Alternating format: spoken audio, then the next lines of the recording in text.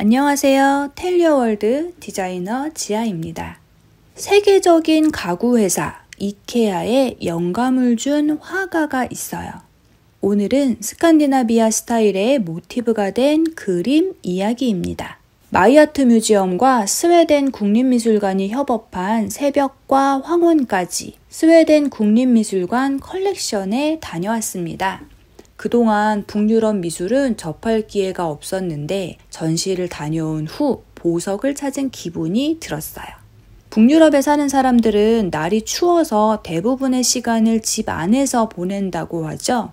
집에 머무는 시간이 길어 실내 인테리어에 정성을 쏟는다 라고 알려져 있어요.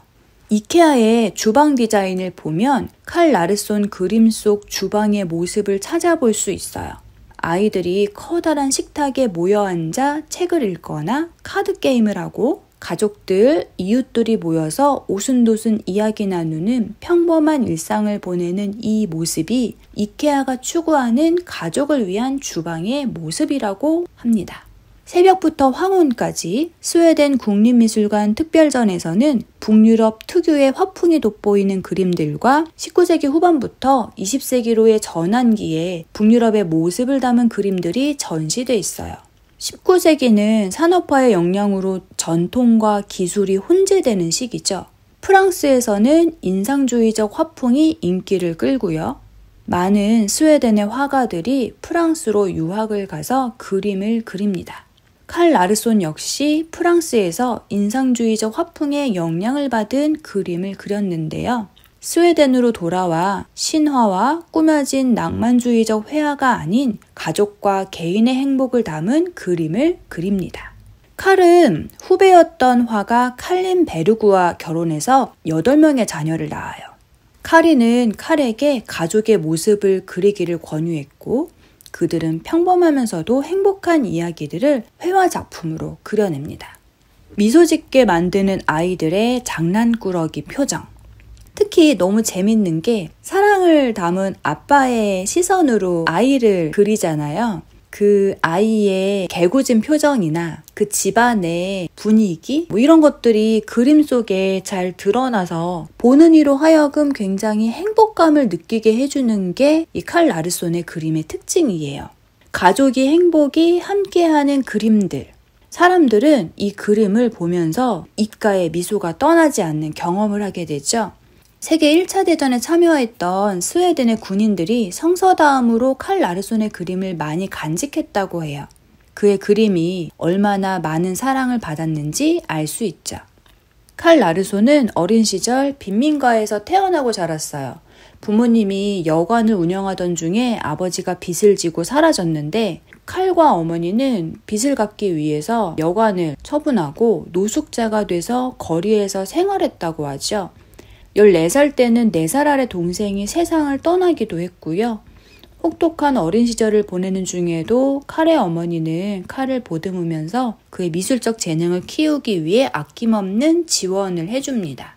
선생님, 친구, 가족의 지원으로 스웨덴 왕립예술학교에 진학하게 되죠. 어린 시절에 불우했던 환경을 딛고 화가로서 명성을 얻게 된 칼은 부인과 가족에게는 가난을 물려주지 않기 위해 노력했고 가족의 행복을 지키기 위한 아름다운 그림을 그려냅니다.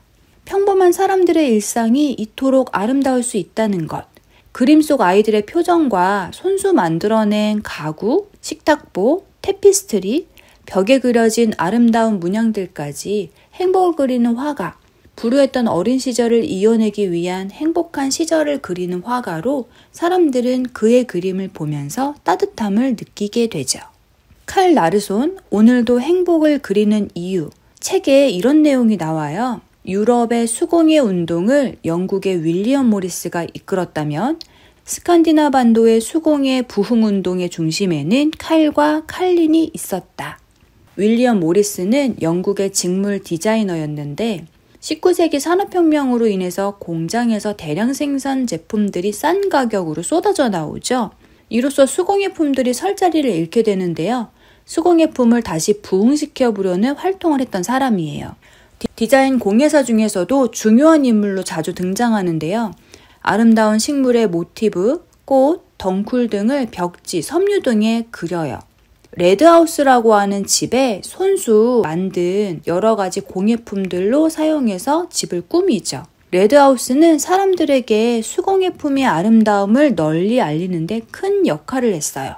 칼과 카린의 손길이 다 손수 가꾼 집인 릴라 히트나스도 레드하우스처럼 스웨덴을 넘어 전 세계 사람들에게 큰 감동을 주게 됩니다. 이케아의 창립자인 잉바르 캄프라드는 칼과 카린의 삶의 방식에 영감을 받아서 단순하면서도 아름다운 삶을 추구하는 가족의 모습을 이케아에 투영시켰다고 해요. 이제는 스웨덴뿐만이 아닌 전 세계인들이 사랑하는 이케아 스타일이 되었죠. 이처럼 미술, 예술은 사람들의 마음을 움직이는 힘이 있어요. 디자인을 할 때도 표면적으로만 드러나는 외적인 아름다움을 지나서 디자인이 지니는 가치와 방식, 그 속에 감춰진 사람들의 마음을 움직이는 중심이 있어야 되거든요. 우리가 뭔가를 만들 때 그 외형적인 거에 신경 쓰는 것 이상으로 내가 이 디자인물, 지금 만드는 이 기획, 지금 하고 있는 이 프로젝트를 어떤 식으로 조금 더 발전시킬 수 있을지 그 중심적인 내용을 이러한 미술이나 예술작품을 통해서 모티브를 얻어가시면 좋을 것 같습니다. 스웨덴 국립미술관 컬렉션을 통해서 북유럽 미술에 대해서 알게 되고 칼 라르손 작품 세계와 그 속의 이야기까지 한번 얘기를 해봤는데요.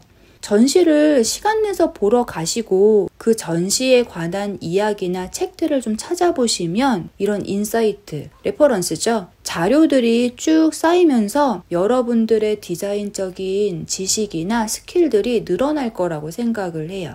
시간이 되면 전시를 찾아보시거나 칼 라르손의 이야기가 담긴 오늘도 행복을 그리는 이유를 읽어보셔도 좋을 것 같습니다.